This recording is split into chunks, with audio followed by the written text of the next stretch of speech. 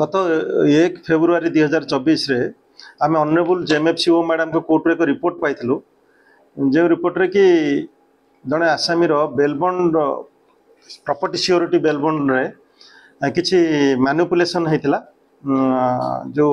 तांकर property security bond दबा कथा से किछि मैनिपुलेशन होता से रिपोर्ट को आम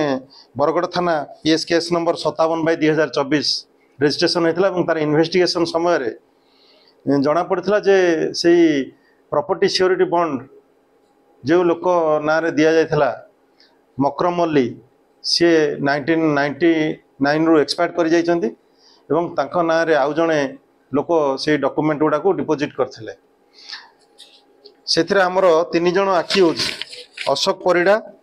शेख आजम मल्ली एवं गुरुचरण महांती तीन जण आसामी को हमर आज अरेस्ट कराई से कोर्ट चालान करा केस जे आसामी अच्छा समीर पट्टनायक से नंदनकानन पीएस केस नंबर 30/2022 से अरेस्ट होते से जेल कस्टडी अच्छा तांकर बेल फाइल करने से जो देते बेल सिक्योरिटी तार गोटे रंग वैल्यूएशन रिपोर्ट देते 57,000 प्रॉपर्टी को से माने 3 करोड़ मैनिपुलेशन करके देते से केस तदंतर सब लोक मान अरेस्ट कराई आज कोर्ट फरवर्ड करा।